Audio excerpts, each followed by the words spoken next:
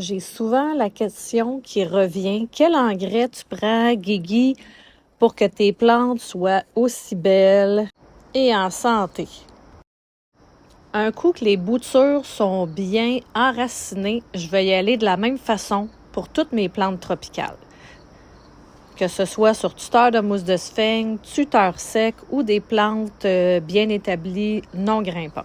Pour la semaine 1, je prends un engrais qui est un apport de calcium-magnésium. Donc, vous regardez selon la quantité qu'il y a dans votre arrosoir. Vous voyez selon la dilution qui est écrite au dos. Et on va le mettre avec le 20-20-20, donc les deux engrais dans le même arrosoir. Donc, pendant une semaine complète, peu importe la plante qui a besoin d'être arrosée, je vais y aller toujours avec ce mélange-là.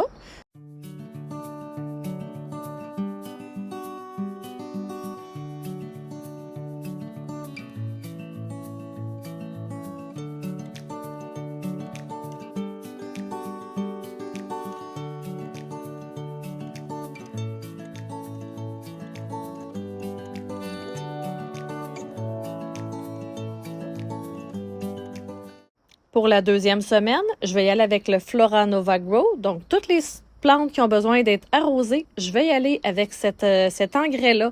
Encore une fois, selon la quantité d'eau qui rentre dans votre arrosoir, on va regarder la dilution qui est écrite au dos de la bouteille.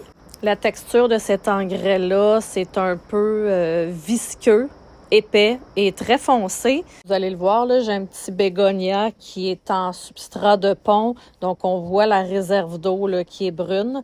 Il va apporter des éléments complémentaires au 20-20-20. Pour ma part, j'utilise des engrais aux 4 saisons, 12 mois par année.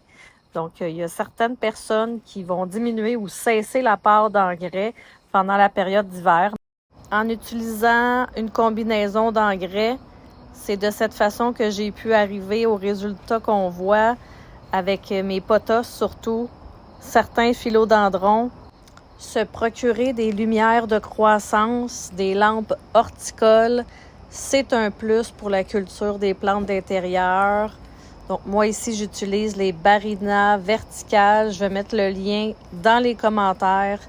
Comme d'habitude, si vous avez des questions, ça va me faire plaisir d'y répondre, soit en commentaire ou en privé dans ma boîte Messenger.